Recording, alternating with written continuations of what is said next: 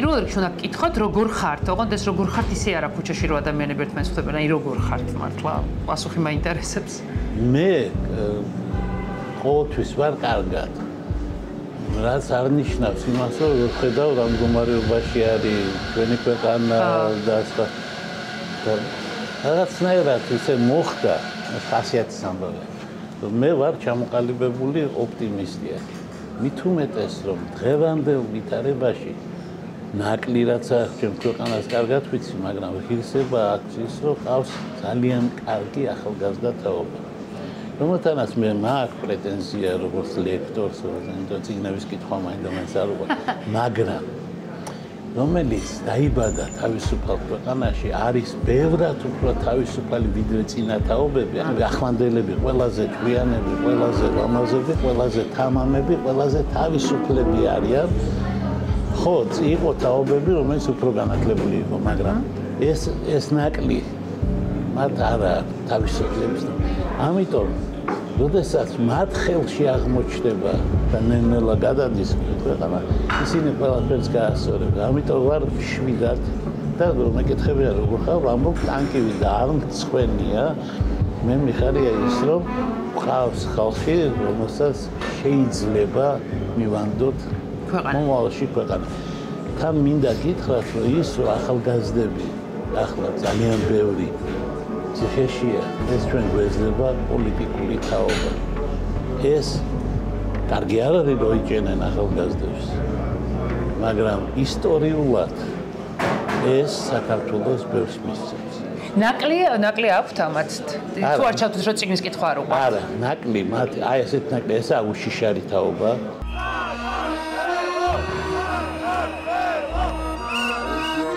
მათ არ უნახავთ არც 56, არც 89, არ აქვთ ეს გამოცდილება და დარწმუნებული და რაც თავარია. მათ არ უნახავს რას ნიშნავს ფარისევლობა სინამდვილეში. სინამდვილეში რაღაც ასაკის მერე ფუნქციის ქონა არის ყველაზე მნიშვნელოვანი, არა?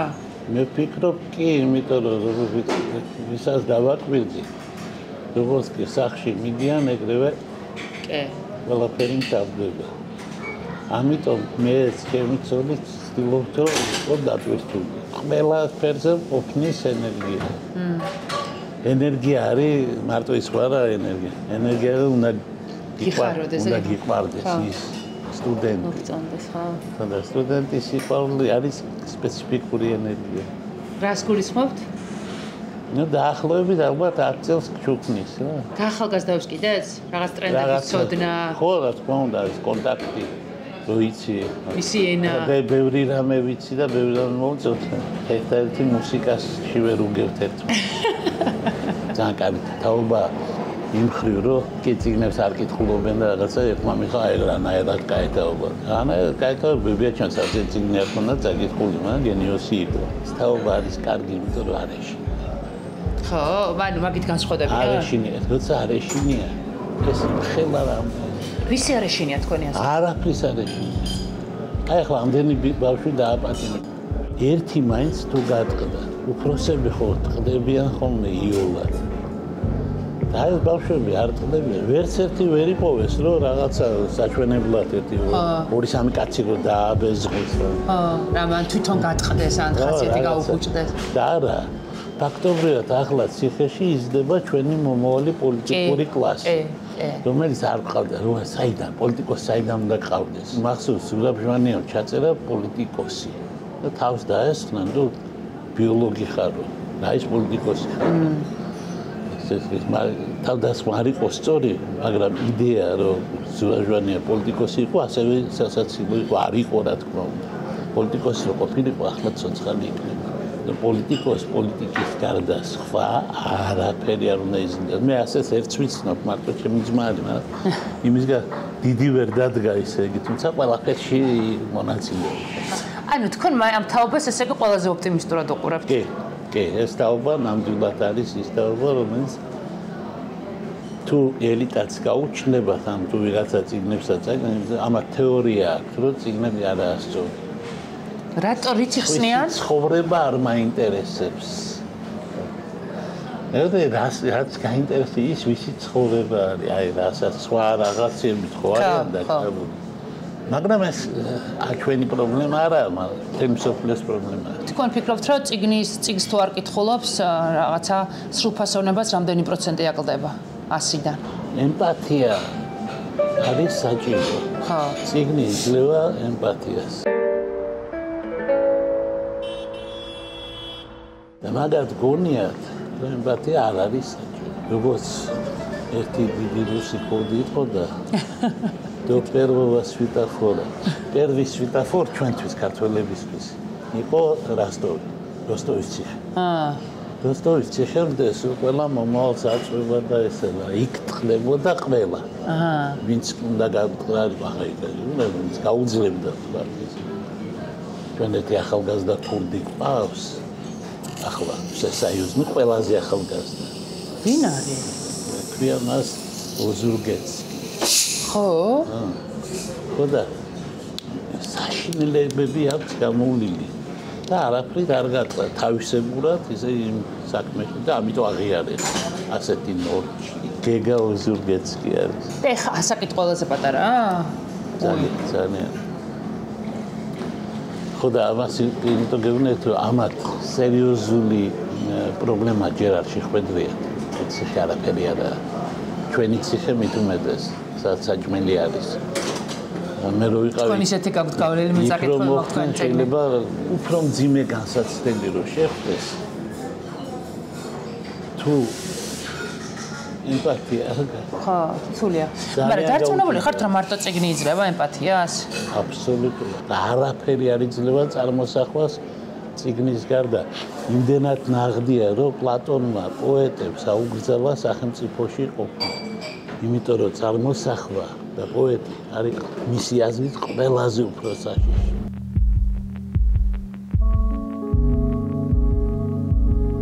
მახსოვს რომ ჩემს კურსზე ცოტა იყო ლამაზი გოგო და არა და რაოდენობა იყო უზარმაზარი.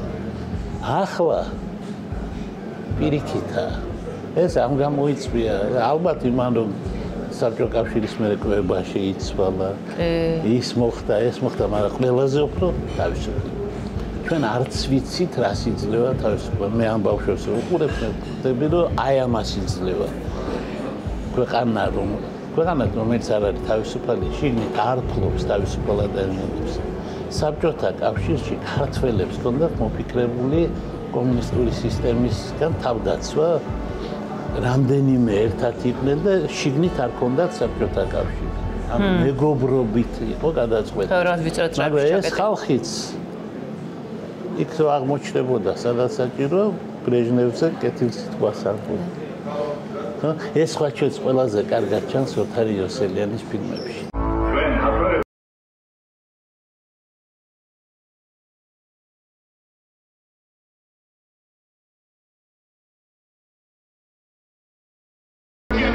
ანუ თუ ჩავთვლით ესე იგი თქვენს ამ რაღაცა თაობებს, ყველაზე კომფორტი ზონა დღევანდელი სტუდენტები არის. ჩემთვის ნამდვილად ასეა, ბევრი თვალსაჩინო, იმიტომ რომ ჩემ სტუდენტებს დავალების მიცემის მე არ მიშინე ჩემ სტუდენტებისთვის, იმიტომ ვიცი რომ გაწმდებია. და ნელ-ნელა ჩნდება ეს კულტურა. მე არ გადავაწერინებ კი არა. ხო. მე არ გადავწერ. აჰა, მე არ გადავწერ არის, რაღაცა როგორც მეგონა რომ არ იყო ეს ამ თაობაში. მე ვატყობ ახლა. ხო. თქვენ მე მგონი ძალიან გიყვართ ეს ბავშვები. იცით რა? პედაგოგის თავარი ისება არის სიყვარული. საგნის ცოდნა, გადაცემის უნდა, ეგ არის მეორეული. მე მაგალითად ერთი ძალიან სერიოზული საგანი მასწავლა ადამიანმა, რომელმაც თვითონ ის არ იცოდა, მაგრამ უყვარდით ძალიან და დაგვეხმარა რომ ვესწავლა. ჩვენ მე ყოველთვის 4 და 5 ადგილას მუშაობდი, ყოველთვის. აი ესეთი ქვეყანა არასოდეს არ ქონია რომ ერთი ხელფასი იყოს კაცსა. ჩემი ფილოსოფია ქულთან არის ასეთი რომ რო ძვირდება მეტი უნდა ვიშოვოთ და არ უნდა ვიცუცუნოთ და იმის გაიაფებაზე არ უნდა ვიზინოთ იმიტომ არ მოხდება ეს. ამდენი შრომის მერე უცებ რომ წახვიდე ეკაც იშრომებს თარგმნი მაგალითად, ჩემი დასვენება არის თარგმნა. ხო, მაგრამ ეს ის არ არის. ანუ იქ არ არის პასუხისგებლობა, იქ არ არის შეცდომები, იქ არ არის სხვასთან ურთიერთობა, გაცვლა საიდან მოვა. და თუ დაგეზარა და დამთავრდება ყველაფერი. ინტელექტუალური პრობლემები ჩნდება ეგრევე, იმიტომ რომ ადამიანს მარტო კროსვორდი და ესე ენების შესწავლა სიბერეში არ შველის და რაც თავია დროის შეგრძნება. და დროის შეგრძნების გარდა მინდა გითხრათ, ჩვენი პროფესია პლუსია. ახალგაზრდთან კონტაქტი ნიშნავს იმას, რომ დაახლოებით ხვდები რითი სუნთქავს და ისუნთქებს ქვეყანას. მე ახალგაზრდებს ვეუბნები, წადით არჩევნებზე, იმიტომ რომ ერთხელ გირჩმა იხუმრა, მე გირჩზე მაღალი აზრის არ ვარ, მაგრამ რომელმაც იხუმრა იმ გირჩზე ყოველ შემთხვევაში. გირჩმა იხუმრა, რომ თუ არჩევნებზე შენს მაგერად წავა ბებიაშენი, მიიღებ ბებიაშენიცას. ეს იყო, რა თქმა უნდა, არასწორი ხუმრობა, იმიტომ ბებიების დაცინვარში, მაგრამ ამას ვეუბნები ახალგაზრდებს, რომ თუ ისინი არ ჩაერევიან ცხოვრებაში, მათ ცხოვრებას განსაზღვრავენ ასაკოვანი ადამიანები, რომელთაც უბრალოდ ახლა მე რა ვიცი, რა უნდა იყოს ისეთი, ამათთვის რომ სასარგებლო იქნება. ჩემი წარმოდგენა მე უკვე ვთქვი, ციგნები უნდა იკითხონ, მაგრამ ეს არ მგონია რომ ერთადერთი რეცეპტი იყოს, მათ თვითონ უნდა იყოს რეცეპტები. და თან დრო ცვლის არა ადამიანი არიბადება სრულყოფილი. იცით, კვიცის დაბადება მინახავს. ცოტა გაიჭირვა და დადგა ფეხზე და წავიდა. არანაირი პრობლემა და ჩვენ 20, 21, 30 წლის კაცი გასაზრდელია კიდე და ჩვენ მე მაგალითად ვიზრდები ყოველ და ეს რა თქმა უნდა კარგია ახალგაზრდებს ვეუბნებით რომ კარგები ხარ, მაგრამ გაქვთ შანსი იყოთ უკეთესი. ეს არ არის ოფცია, ეს არის ვალდებულება. ადამიანი იმდენად უსუსურია, რომ მას განვითარება და მომატება ჭირდება. თორე ახლა 8 მილიარდი ადამიანი შეიძლება 7 მილიარდ 900 მილიონი სულყვილად დაიბადება და მოკვდება. ადამიანი რაღაცა უფრო მეტი უნდა იყოს. და როცა წვრილთემიანობას ვაწყობთ, მაგალითად ბავშვი წერს, მე მინდა დავამთავრო და ვიმუშაო ბანკში და 5 საათზე დავამთავრო სამუშაო და ეს უბრალოდ და კოსმონავტობა არ გინდა რაღაცა ისე განსხვავებული. ხო და ახლა ვხედავ რომ ეს არის. ხდება. აი უბრალოდ მაგალითს გეტყვი. ხვიჩა კვარაცხელი არ არის მაგალითი ნიჭიერი ფეხბურთელის. ნიჭიერი ფეხბურთელები ჩვენ ყავდა და მე არ ამგონია რომ მაგალითად კინკლაძე ნიჭით ჩამორჩებოდა ვინმეს. არა, ხვიჩა კვარაცხელი არის კიდე პასუხისმგებლო. ეს ხო ნიშანია. ასეთი ხوار შეიძლება დაიბადოს. ხვიჩა როიცა იბადება, ესე ქვეყანა სიცოცხლეს აპირებს. ეს სხვა ნიშანია. და რატო გითხარით, იცით, ხვიჩა კვარაცხელია არ იფიქრა იმაზე, რომ სადმე კარგ გუნდში მოეწყოს და იქ კარგად ხილვათი. რა თქმა უნდა, განვითარებაზე. არა, მან იფიქრა იმაზე, რომ სოფლიოს ყველაზე უკეთეს და ყველაზე საფრთხეს არის. შეიძლება დაგასკამო მთელი ცხოვრებით. თუ შენი თავის არ გჯერა და აგერ ბოლო თამაში აჩვენა კიდევაც რას წარმოადგენს, ეს არის ქვეყნის ნიშანი.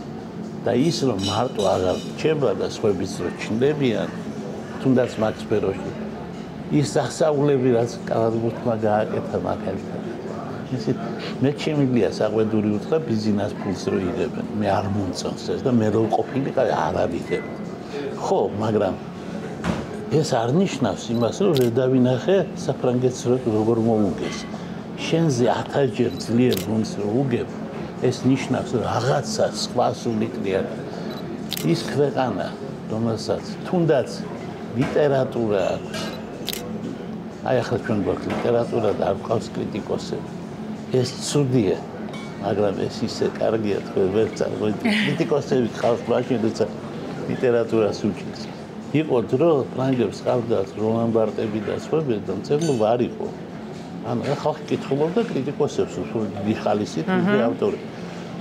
ასეთი იყო ალექსანდრიული ეპოქა და სხვა, მაგრამ ჩვენ ახლა ვართ ჰომეროსის მაგვარ ეპოქაში, ანუ წერილები გაგვიჩნდა, პოეტები გაგვიჩნდა.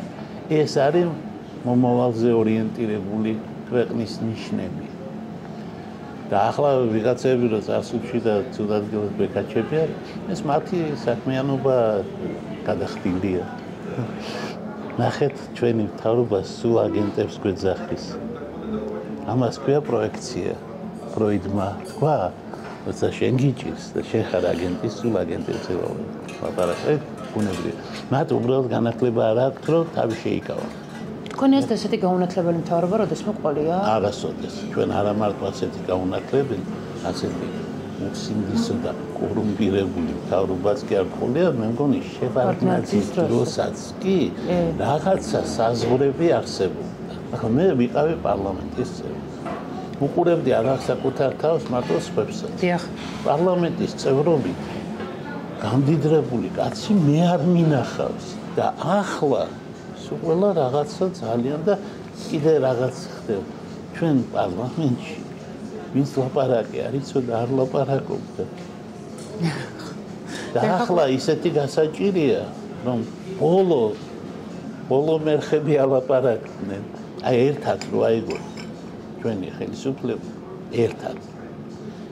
არ ვიცი 10 წიგნამდე ავალთ თუ არა. ყველას ერთად. ბიზნეს შემთხვევაში ნულია, ეგ ნახდათ ვიცი. ყოველთვის როცა წიგნის ჩუქება ცოლს მიცემ წაიკითხავს და მომიყვებაო ამბობდა. ასეთი რამ შეიძლება თქვას მარტო იმ კაცს, რომელსაც წიგნის ხელში აღება არ შეუძლია ხელი გაუხმება. მიაქციეთ ყურადღება ჩვენი ხელისუფლების მეტყველებას. იქ არასოდეს არ იქნება არც ერთი ხატოვანი მინიშნება, რომ რაღაცაა წაკითხული. ხო. და როდესაც კობახიძემ სადა ასეთი რამ ძალიან სასაცილოდ არ გამოუვიდა. ხო, კობახიძე მათში ითვლება ყველაზე გამორჩეულად. რა თქმა უნდა, კობახიძე ინტელექტის პროცესით სხვებს აღემატება უყოყმანოდ ახლა. კობახიძე ორი ირაკლის შედარებაში ძალიან მოგებიანი არის ამ თვალსაზრისით. ხო, მაგრამ ის ადამიანი იყო, ეს რაღაც სხვა სახეობა, ეს რობოტია. ხო, რაღაცა ეხლა არსებობს მარტო გადაყენება, რაც ჭირდება სინამდვილეში. ბატონო, ჯანმრთელობით როგორ ხართ? ასაკმა რა მოგიტანათ? ჯანმრთელობით მე ვარ ასე, ესე იგი მე მაქვს პრობლემები, რომელსაც მე ვუმკლავდები. მე მიყვარს ექიმები. ეგ არის პირველი ნიშანი იმისა, რომ ადამიანი სწორად საღათ აფასებს ვითარებას. მაქვს გულის პრობლემები, მაქვს თირკმლის პრობლემები, დიაბეტი არ მაქვს. და სულ მეკითხებიან თირკმელთან დაკავშირებული და ახლოს არა. დიალიზზე ვარ და ინფარქტი მაქვს გადატანის შუნტები მაქვს, მაგრამ ხასიათი მაქვს კარგი. მაინდა-მაინც ახლა არაფრის არ მეშინია და რაც თავია ცუცუნი ამაზე არაფერს არ ცვლის. იდეაში ჯანმრთელობაზე დახს ასვამს მაინც აი რაღაცა ის თქვენი ციხე, ის გავლილი სტრესები, რაღაცათან ციხეცა და ციხეც. მე ვთქვი თქვენი წიგნი რომ წავეკითხა, ისე აღწერთ ამ ყველაფერს, რომ ციხეზე მინდა გითხრათ, რომ ციხე პირიქით იძლევა თუ ჯანმრთელობას არა ხალის მაინც და ის ჯანმრთელობაზე არანაკლებ მნიშვნელოვანია. მინდა გითხრათ, რომ ყოფილი პატიმრები დიდხანს ცოცხლობენ. მართლა? ადამიანს აბერებს მაგალითად კონტაქტები. აჰა. და 100 კაციან ციხეში რო ხარ 3 წელი, ეს ნიშნავს, რომ 30 წელი გარანტირებული ხარ 1000 კაციანში. ციხე ინახავს ადამიანის გონებას. კარგად ინახავს. და როგორც წესი ისეთი რამეები, როცა ალცჰაიმერი და ასეთი გონებრივი პრობლემები არ არის ხოლმე. აჰა. მე მაგალითად მილაპარაკია საკმაოდ დაბერებულ აკადემიკოს ლიხაჩოვთან, რომელიც ერთ-ერთი რეკორდსმენი იყო, ეგეთი ნიჭიერი და აკადემიკოსი კაცი ამდენი ხანი ციხეში, მეგონი არავინ არ ჯერა სალავკიდან დაწყებული იჯდა. რაღაც რუსულ საბჭოთა კავშირი, პოლიტიკა. აჰა. აბეზღება როცა კარგი პროფესორი ხარ, ცუდი პროფესორი დაგაბეზღებ, რა პრობლემა იყო, ეგ არ იყო პრობლემა. და რომ ველაპარაკე, მე მას შევატყვი არა მარტო ის, რომ უზარმაზარი ცოდნა კონდა. არა, მისი გონება იყო ზუსტად ისეთი, როგორც ახალგაზრდა სხარტი. სხარტი. მას უყვარდა ახალი შემოსული იყო და აითვისა უცებ კომპიუტერი ყველაფერი ესეთი. მე მაგალითად 70 წელს გპ-ში იმიტომ ჩავაბარე, რომ კომპიუტერი უნდა მესწავლა და გაირკვა, რომ კომპიუტერებში ჩამორჩენა ჰქონდა საბჭოთა, მაგრამ ტექნიკის მიმართ ეს სიყვარული დამრჩა, რომელიც ასევე ერთ-ერთი ნიშანი არის იმისა, რომ არ დაბერდა. იმიტომ რომ იქ სულ ცვლილებები ხდება. მე ერთი დაკვირვება მაქვს. კარგი ფილმები სულ ცდილობენ სიახლეებს. რომ კარგად გამოიყურებოდნენ ახალგაზრდულად. მაგალითად, მაკდონალდსი სულ რაღაცებს შემოიღებს ხოლმე. ამიტომ ის რჩება ახალგაზრდობისას. თორე იცით რა სიტყვოდნენ ესენი? აი ბებიები და ბაბუები დადიოდნენ და ჩამორჩენის ნიშნები ექნებოდა. მაგრამ ნახეთ, რამდენი სიახლე გააკეთა ეს უბოლო ხანებში. არ დავიტრაბახებ, მაგრამ მაინც გეტყვით, მე ბოლო ხანებში ხარგმნე ყველაფერი, რაც მნიშვნელოვანია ძვირბერძნულენაზე, ფილოსოფოსების გარდა. ანუ მთელი ტრაგედია, მთელი კომედია, ძველი ატიკური, იმიტომ რომ იქ მეორეს თავისი პატრონი ყავს მანაფხაკაძის მენანდელს. და ჰომეროსის პოემა. ასეთი რამ არავის არ უქმნია. და ეს არ ნიშნავს, რომ რაღაცა განსაკუთრებულია, იმიტომ რომ თუ უნდა სხვასაც შეუძლია ქნას ამის მერე მე არავის არ. ხო, მაგრამ ამასე რაღაცა ენერგია ხო ჭირდება. რაღაც. ხო და ამას რო აკეთებ, ის აქით გჩუქნის წლებს ციხესავით. ერთი ძალიან კარგი ბერძენი ავტორი იყო, თან პოლიტიკოსი და მას აქვს ლექსი, რომელშიც ნათქვამია, რომ ადამიანის ცხოვრება შვიდეულებად იყოფა. პირველი შვიდის მერე კვილებს მოიცვლით 14 წლის გარდა ეხა 21 სექსუალური სიმწიფე 28 წლის ცოლი უნდა მოიყვანო 35 პრეზიდენტი უნდა გახდეს. თქვათ ამ სიტყვებით არა ძველი ბერძენი ავტორია პრეზიდენტი არ უთქვამს, მაგრამ ხო, ნუ და 10 შვიდეული რო შედგება ამის მერე ამას გენიალურ ფრაზას მე მიყვარს ამის მერე შენი სიკვდილი არავის არ გაუკვირდება. ანუ რაღაცნაირად სიცოცხლე შედგა და არ გაუკვირდება და სულაც არ ნიშნავს რომ გაუხარდება ვინმეს ან არ გაუხარდება. გასაკვირი არ არის. ამაში არის სიკვდილი. ახალგაზრდებთან კონტაქტი ამეთი დიადთან არის გარანტია იმისი რომ ბადაზე ადრე არ მოხდება არაფერი და არჩენი ყველაფერი განგების ხელში. ნორმალურად თირკმელთან დაკავშირებით რომ ჩაგეკითხოთ, იმიტომ რომ როგორც მახსოვს, ამ თირკმლის პრობლემები მოიტანა დიდი წონის მალეკლება. მე ძალიან სწრაფად დავიკელი ძალიან დიდი წონა. დიეტებით და ეს თირკმელს თურმე ძალიან ურტყამს. ნელი კლება არის სწორი. ხო, კლება რა აუცილებელია თუნდა ლაპარაკი, ზედმეტი წონა, ჭარბი წონა ნამდვილად საშინელება. მაგრამ ისეთი ტემპებით, როგორც ჩვენ გვიყვარს ქართველებს, ეს არ არის სწორი და ჩემ შემთხვევაში ამან იმოქმედა დასკვნა ექიმების იყო, რომ 5 წელი არის მაქსიმუმი. რო იცოცხლები? რო იცოცხლები. დიაგნოზი იყო ნეფროსკლეროზი, რომელიც მიმდინარეობდა და გლომერები, რომელიც არის 5 იყო ცოცხალი 19-დან, მაგრამ ეს 5-იც მოკვდებოდა. ისე მიდიოდა საქმე. და ამ დროს შევხვდი ამ კაცს. შემახვედრეს. ჩემმა ძვირფასმა მეგობრებმა ამერიკაში მყავდა ყველაზე მთავარი ხალხი ებრაელების სფეროში. ხო, ნუ. ჩემი ახლობლები და ეს კაცი ებრაელია და ამასთან მოვხვდი, თორე ერთი დღე მუშაობს. პენსიაზეა, მაგრამ ერთი დღე მუშაობს, მე რო გითხარით, იმიტომ რომ თუ არ მუშაობ, უფრო ადრე. და მოხუცი იყო. ხო. მოხუცი არის ახლა ცოცხალი. და მან თქვა, რომ თუ გენეტიკურიაო, ეს არ მოკლავს, მე გიმკურნალებ. და ამიტომ დაიწყო მან გამოკვლევა არის თუ არა გენეტიკური და მეკითხება დედა როგორი იყო, მამა როგორი იყო.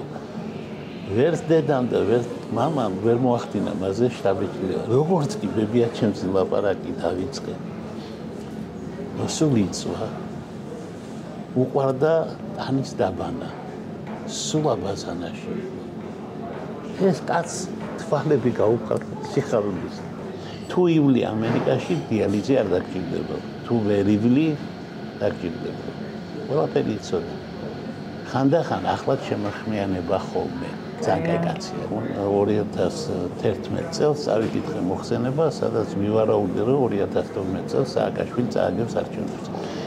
და დამესია ყველა ვინც იქ იყო, არავის ამის გაგონებაც არ უნდა და ყველა მამხილა რომ არ ახარ მართალი და რაღაცა და ერთადერთი ჩემი ექიმი დამესწრო. პაციენტს პირველად ვესწრებიო. ხო. და რაც აქ მე მოვისმინე, ისეთი არგუმენტები იყო, ჯობია იმან ჩაალაგოს. სამწუხაროდ მართალი აღმოჩნდა სამწუხაროდ. და ბიძინა ივანიშვილთან დაკავშირებით პროგნოზი როგორი გაქვთ? ბიძინა ივანიშვილი მალე აღიკვეთება და როგორ აღიკვეთება, ეს არის მისი არჩევანი. მაგდენი სიბრძნე, მე მგონი მარტო ერთ კაცს აღმოაჩნდა ხო? მაგდენი რაღაცნაირად მოახერხა, ხა ბევრი ცუდი გონდა გაკეთებული, მაგრამ მაინც ხომ მოახერხა რომ აქ მოკვდა. ხო, აქ მოუწევთ ხარბა მიუხედავად და რაღაცას წარმოადგენდა, იმიტომ აქ შეიძლება ბევრი მოკვდეს. მაგრამ ჩემს ეს ფაქტორი ეს რაღაცას ძალიან დასავლელი ლიდერების დამსახურებაც იყო მაშინ მახალი გუნდისა, ხო? ხო, გახსოვთ ხარს უჭერდა მიშა სააკაშვილს, ესეთი ხარდაჭერა ხო არავის არ თქონია. მაგრამ ძალიან ახალგაზრდა იყო, მე სამწუხაროდ მაშინ მივარაუდე რომ დაამთავრეს მე რა უნდა მოხდეს. აღერო 55 წლის რო დაამთავრებ პრეზიდენტობას მე გულშემატკივრო მას. და მიუხედავად იმისა, ამდენი ახალგაზრდა დაპატიმრებული, აი პირველი უნდა გადავისვეთეს მიხეილ სააკაშვილი. და ვიცი რომ ბევრი ასე არ ფიქრობს, მაგრამ მე აციხარი კაცი ძალიან კარგად ვიცი, რასაც ვამბობ აი ამ შემთხვევაში. და რასაც გულისხმობთ მე მესმის ზუსტად და სრულად პოლიტიკურ კონტექსტს. სხვა ჩვენს როგორც ახლა იქ მტკიცეცის ამას არავინ არ ებოდა. ან სულ სხვა ხასიათი გამოავლინა. ყველაფერი იზომება ციხეში. კაცი განსაც სტილში იზომება. ახალგაზრდები რო შევაქე ეს თელი თაობა ასეთი და შესაძაკები ხალხია. მაგრამ მიხეილ სააკაშვილსაც ვაქეთ ფაქტობრივად ახლა ახალი ცხოვრება დაიწყო ციხეში. საქართველოს ისტორიისთვის მნიშვნელოვანი ფიგურა ყავთ უნიშნელო და ავაზაკ ტიპებს ციხეში, რომელსაც ქვეყანა მიყავთ რუსეთის. ამის მიუხედავად, ასე ვთქვათ, მას არ გაუჩნდა ის ცნობა, რომ მე არ უნდა ვიჯდე, რომელიც არის პირველი ნაბიჯი გადაგვარების. გადაგაბოროტება, ხო? როგორც კი ისა, ეგრევე ჩაშვება იწყება. სტატისტიკა აჩვენებს და ცოდნა. ყველაზე მოწყვლადი ხალხი ციხეში არიან სამხედროები. ხო, აკრა. ყველაზე მაგრები არიან პოლიტიკოსები და ყველანაირი რელიგიური ფანატიკოსები. წმენა ორივე საერთიანებს აქ უნდა ახლა. რეალიზმი პოლიტიკაში არ არსებობს. რეალისტი კაცი საქართველოში აფშიაქს ვერ გააუქმებდა. ყველა ეთყოდა რომ ეს შეუძლებელი. და ქვეყნიდან ამდენ კურსს ვერ გააქცევდა. ანუ პოეტი იყო და მორწმუნე, დაიჯერა რომ ეს შეიძლება. მისივე მოადგილეები ამბობდნენ სისულელე და მიშა მე საღამარტოში დაიჯერა რომ გააკეთე. ბატონო ლევან, ჩვენი თემა რაც არის საბოლოო ჯამში უნდა წავიდა მაინც იქეთკენ რომ ზოგადად არსებობს ესეთი მოსაზრება რომ რამდენად სწორია ბარიატრია წონისკლების დროს. ამბობენ რომ ეს შემდეგ რაღაცა ტიპის გასუქებას იწვევს, ამბობენ რომ არა. თქვენი აზრით გამართლებულია საბოლოო ჯამში მაინც ეს ოპერაცია? იგი მინდა გითხრათ რომ აი თუ რამეში ვარ ღრმად დარწმუნებული დაახლოებით ისე რომ სოფოკლეზე დიდი დრამატურგი არ არსებობს. ახლა შექსპირი დაუდგეს გვერდ. მე ახლა ყველანაირი დაკლება მაქვს გამოცდილი. ჩემით ექიმების გარეშე დავიკელი 60 კილო. ექიმების დახმარებით დავიკელი 90-ზე მეტი კილო. და ყველა დამთავრდა იმით, ამას ქვია იო ეფექტი. იო, ხო იცით? რაც უფრო ქვევით ჩაუშვებ, ბურთს უფრო მაღლა ამოდის. ანუ დაიკლებ 20, მოიმატებ 30. ვერავინ ვერ გახდება 500 კილო თუ არ დაჯდება დიეტაზე. და დაიკლებ 100, მოიმატებ 200 და ასე შემდეგ. ამიტომ ჩემი დაკვირვებით ბარიატრია არის უწყინვალესი ვარიანტი. ბარიატრიული ოპერაცია პანაცეა არ არის, ის გეხმარება. მაგრამ თუ შენ პრინციპულად მის წინააღმდეგ იბრძვი და ყოველ 5 წუთში თუნდაც ერთ ლუკმას იდევ და თან სვამ და რაღაცა რა თქმა უნდა ის ვერ იმოქმედებს. ამიტომ ვიღაცები სახელს უტეხენ ბარიატრიულ ოპერაციას, მაგრამ მე თავიდანვე ვიცოდი, მე მაგ ჩატარებული 2012 წელს და რეალურად 2012 წლიდან მე არ გავედი იმ ზონიდან, საიდანაც არ უნდა გავსულიყო, არც ერთი დღით. ანუ თუ ჩამოვედი ორნიშნა რიცხვზე, ორნიშნა რიცხვზე ვიყავი ვარ. ანუ მოვლა და ზრუნვა ჭირდება. ბოლოს და ბოლოს რა არის? ეს არის რომ კუჭი პატარავდება და მისი ფორმა იცვლება, ბანანის ფორმის ხდება. ჩვენ იმიტომ გვაქვს დიდი კუჭი და ადამიანი იმიტომ შეიძლება გასუქდეს, რომ ადრე მისი ცხოვრება სხვანაირი. 2 მილიონი წელი ჩვენ და ჩვენი წინაპრები, პარაპიტეკები და სხვები, სადაც ვიპოვიდით ხეთს, იქ ჭამდით 20 კილოს. ამას 3 ლიტრიანი, 4 ლიტრიანი კუჭი ჭირდება. ჩვენ ახლა ის კუჭი დაგვჭა და ცხოვრების წესი არა. ამიტომ არსებობს მსუქანი ადამიანი, იმიტომ დიდი კუჭი და პატარა კუჭი ნიშნავს არამსუქან ადამიანს. იმიტომ ცხოველებში ხომ არ არის მსუქნე. ახლა ძაღლს თუ ლაბორატორიებში თუ ასუქებენ ოჯახში არასწორი კვების და ეს სხვა არის, მაგრამ ბუნებაში ხო არ არის მსუქანი მგელი ხო არ არსებობს. ჩვენც მასე ვიყავით. ბარიატრიის იდეა ასეთი არის, მაგრამ თუ ადამიანს უნდა რომ ნებებს აყვეს ნება საჭმელი ნება. მე ერთი წამალი ვიცი. არაფერი არ უნდა აუგრძავო. ეს ზუსტად ყველაზე კარგია. ყველაფერი გასინჯოს ოღონდ ცოტა. თავიდან ექიმმა რომ მითხრა, სხვა ექიმი არა ბარიატრიის ექიმი.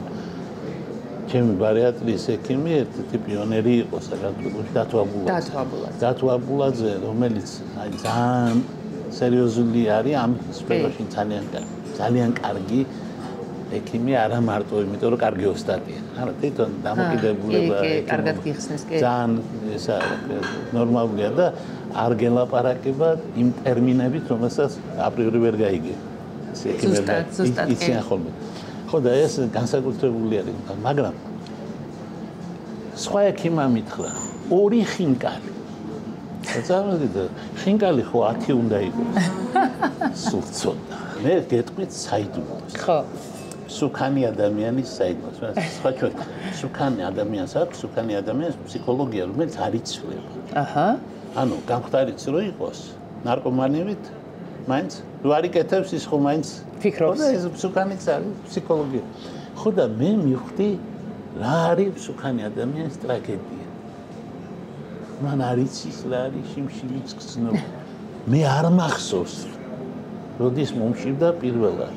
სანამ არ გადავედი რაღაც აღიღად დიეტაზე ცოლის მოყვანა მინდოდა და 60 კილო დავიკელი საიდუმლოდ, არავინ არ იცოდა. ხო. და დავადექი თავს. ვაიმე. ამით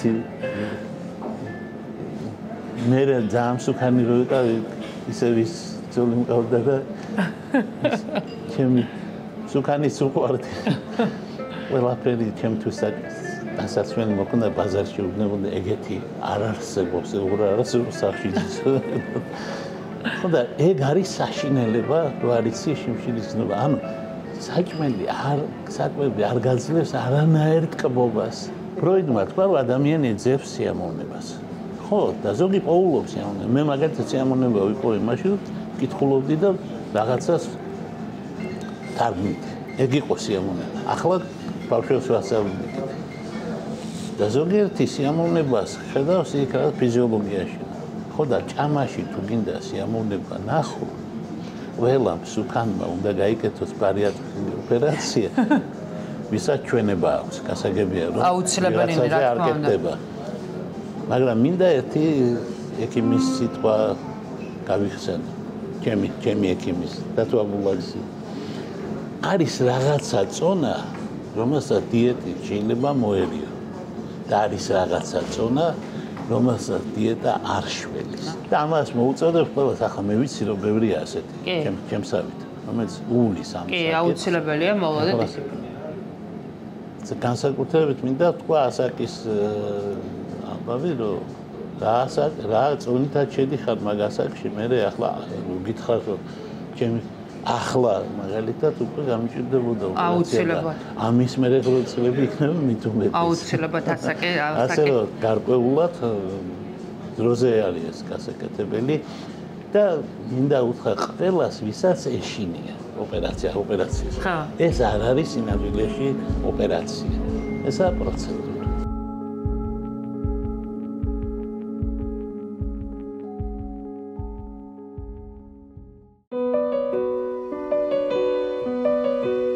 ბათუმს ჩამოდით რამდენიმე თემის გადასაღებად, მათ შორის ერთ-ერთი არის ყველა საინტერესო, მე თქვენ გაგაცნობთ მასწავლებელს, რომელიც სკოლიდან გააგდეს მხოლოდ იმიტომ, რომ გამგებელს მოუნდა, რომ მისი შვილის სკოლაში არ ყოფილიყო მასწავლებელი მალხაზი და გააგდებინა.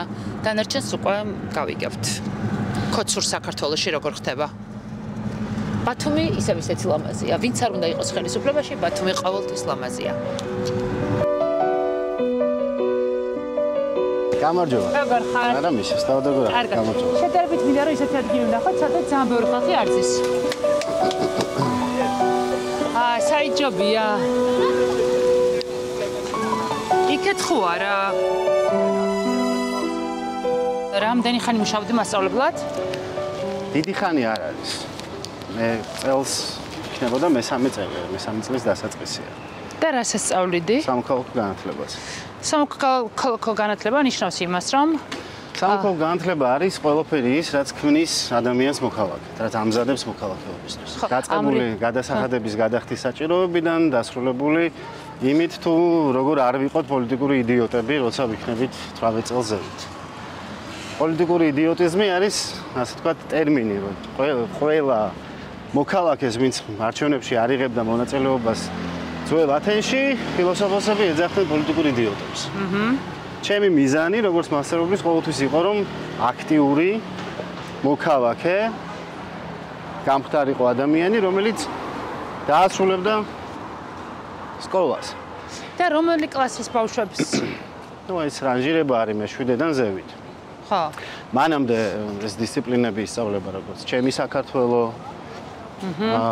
მე და საზოგადოება და მე უკვე მე-7 კლასიდან ვთქვათ სამოქალაქო განათლება და მოქალაქეობა. ხო. ძალიან ფართო სპექტრია დაწყებული აი ეკოლოგია, ხო.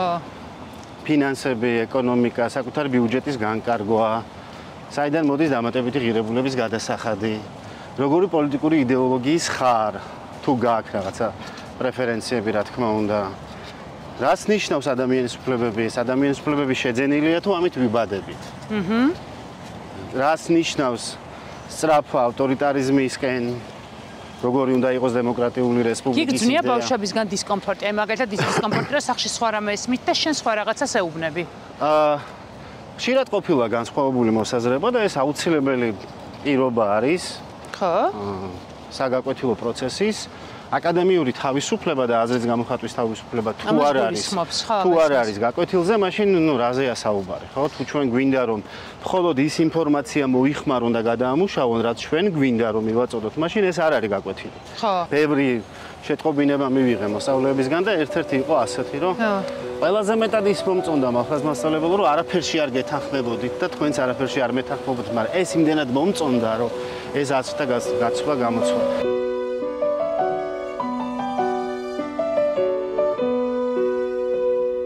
რომელ კლასში იყო გავლენიანი ქართული ოცნების ერთ-ერთი ადგილობრივად, აი აქ გავლენიანი ადამიანის შვილი? კლასს და ზოგადად იდენტიფიცირებას აზრი არ აქვს, იმიტომ რომ მე მაქსიმალურად ვცდილობ რომ არ მოხდეს ამ ამბის იდენტიფიცირება, პირველ რიგში იმის გამო რომ მას არ მიადგეს ჭრილი, იმიტომ რომ ბავშვის ინტერესი, მოზარდის ინტერესი მასწავლებლისთვის უპირველესია და მეორე კუთხით ეს შეიძლება და ნებისმიერთან მოხდარიყო. იმიტომ რომ სასკოლო საზოგადოება იმდენად არის პოლიტიზებული, გულისხმობა, ატროფირებული პარტიული ხაზით, პარტიული ვერტიკალით, რომ უკვე განსხვავებაც არ არის ჩვენ საჯარო სკოლაზე ვსაუბრობ თუ კერძო სკოლაზე. მშობელმა მიიღო გადაწყვეტილება, რომ შენს ცხოვრებაზე გავლენა მოეხდინა მარტო იმიტომ, რომ შენ პოლიტიკურად არ გეთანხმება. და გადაწყვიტა, რომ შენი საქმიანობა ვერ შეასრულო, საქმე ვერ გააკეთო, იმიტომ რომ ქოცია და არ მოსწონხარ. დანუკა სინამდვილეში. იმიტომ რომ მიშულს ეუბნები, რომ რუსეთი არ უნდა აირჩიოს პირობითად და უნდა აირჩიოს ევროპა. სინამდვილეში ყველაზე მეტად ვინც არალდება ამ გადაწყვეტილებით არის თავისთავად მისი შვილი. თავისთავად სკოლა, რომელმაც მიიღო გადაწყვეტილება, რომ ყოველგვარი აპელაციის გარეშე დაიჯეროს ის ბრალდება, რაც შესაძლოა მისმა შვილმა მიუტანა, შესაძლოა მისმა შვილმა გარკვეული ინტერპრეტაცია გააკეთა. სინამდვილეში, როდესაც საკუთარ შვილს ალტერნატიული ინფორმაციის ან აკადემიური თავისუფლების სივრცეს უზღუდავ, პირველ რიგში მას აზარალი და ეს შენი არჩევანია.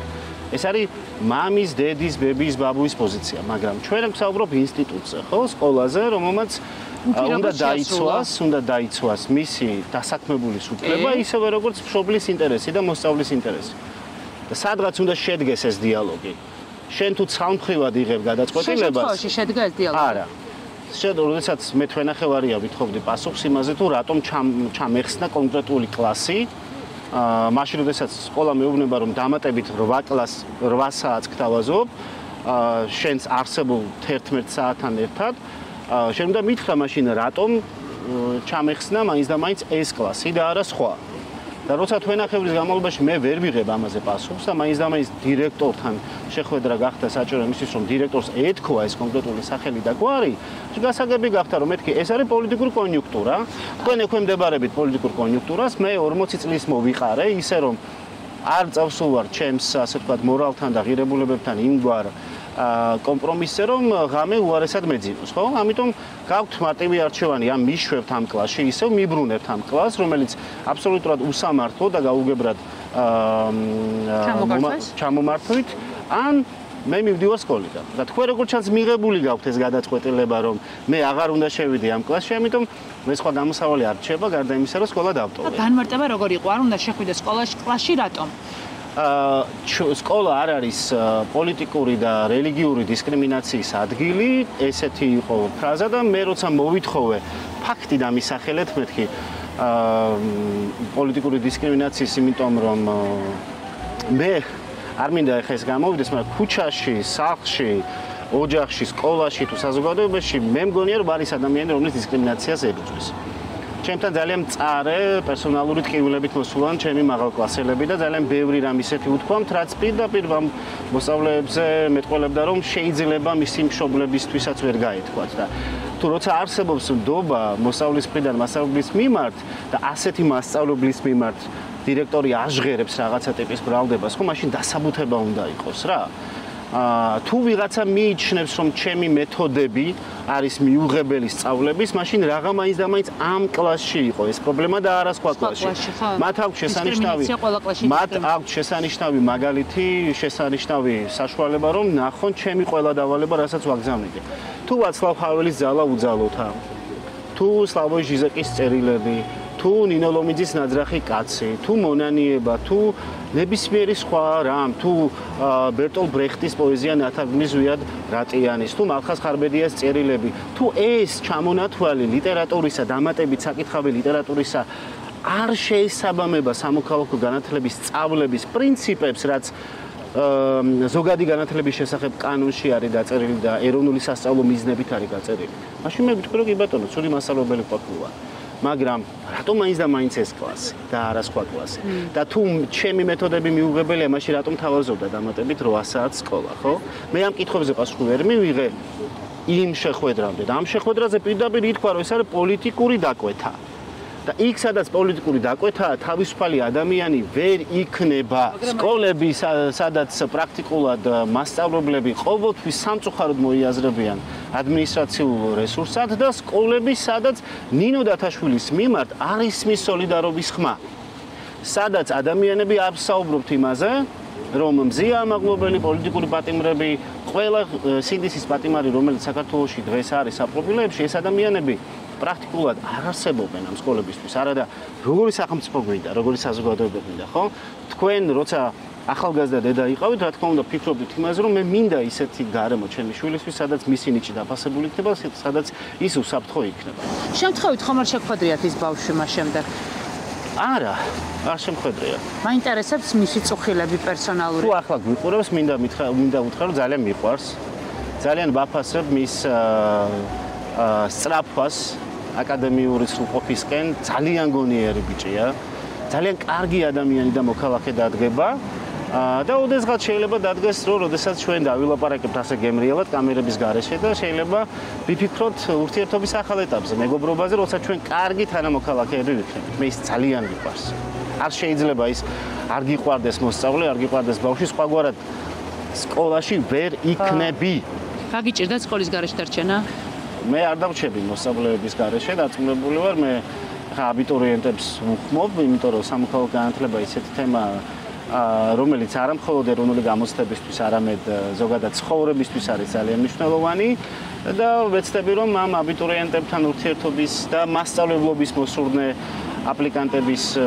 აპლიკანტებთან ურთიერთობით ავინაზღაურო ეგ დანაკლისი. ისედაც იცით როგორი მომენტი არის, ვიდრე რუსული კანონი ჩაითვლებოდა და ვიდრე საზოგადოებრივ ორგანიზაციებს ბათუმში ჰქონდათ ამის საშუალება, სულ თვიდან თვემდე 2-3 შეხვედრა მაინც ჰქონდა სტუდენტებთან, მოსწავლეებთან, პრაქტიკულად ყველა სამოქალაქო ინიციატივა, რაც კი ყოფილა საზოგადოებრივი ორგანიზაციებიდან, ან ჩემი ინიცირებული არის, ან მე ვიყავი მონაწილე. და როცა ამ გარემოდან მოდიხარ, ბუნებრივია რომ შენი წყურველი რომ რაღაცნაირად მეტი თანამოაზრე გაიჩინო, ეს დიდია. ამიტომ სკოლის გარეშე რა თქმა უნდა დამიჭირდება, იმიტომ რომ ძალიან შევეჩვია ჩემს მოსწავლეებს და მიყვარს წერილების კითხვას ვერ აუდივარ და პასუხს ბოლო 2 დღეა, მაგრამ აუცილებლად გამოინახება სხვა ალტერნატიული გზებიც. მაინტერესებს თვითონ კლასში ბავშვი ჩართული იყო, ანუ გრძნობდი რომ შეიძლება რაღაც ტიპის პროტესტები ქონოდა შენსაგანთან, იმას არა ხო?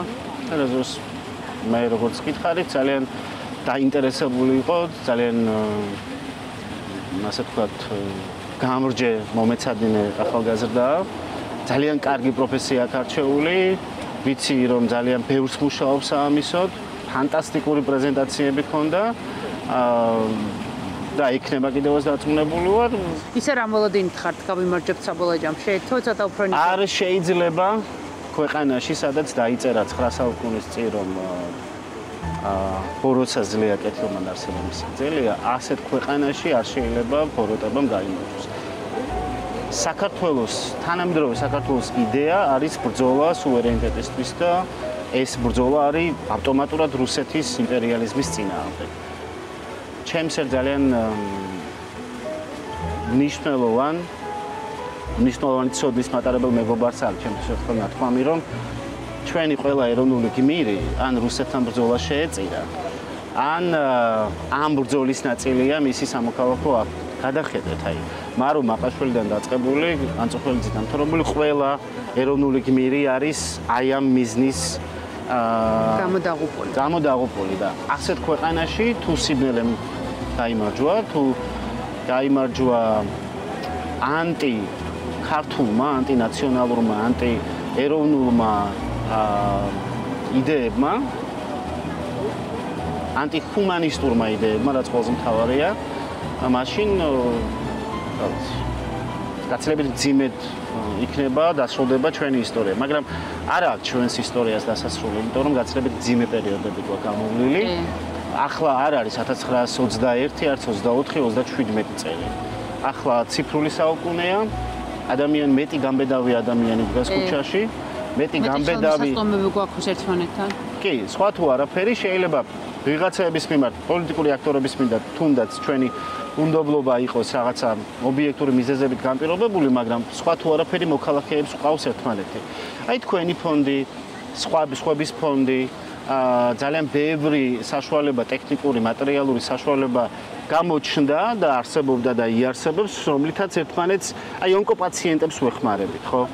ადამიანებს ვეხმარებით, რომლებიც გასაჭირში არიან. ყავს ძალიან მაგარი დედები, პატიმრების დედები, რომლებიც მაგალითს გვაძლევენ და ჩვენ როცა ვხედავთ, რომ არა მხოლოდ ის ადამიანი, რომელიც გულზე ნახატია, არამედ ათეულობით სხვა ადამიანი ციხეში რო ზის და ითქმენ სამოსამართლობას, ჩვენ უფლება არ გვაქვს, რომ თავი დავხაროთ. რა თქმა უნდა. იმიტომ რომ შეიძლება მართლა ამისთვის გავჩნდით. მართლა ამისთვის გავჩვიდით, რომ ეს ქვეყანა გავიყვანოთ ფონდს. იქნება ამ მოსეს თაობაში ბოლო თაობა ვართ რა. როცა გავა ეს ქვეყანა და ქანაანს ვეწევით რა. და ამ ქალაქიდან აუცილებლად უნდა ვთქვათ, რომ თავისუფლება ყველას მიდის ის პატიმარს, მაგრამ ზია ამაღლობელს და ზვია ცეცხლაძეს განსაკუთრებული თბილი სალამი გათუმიდა.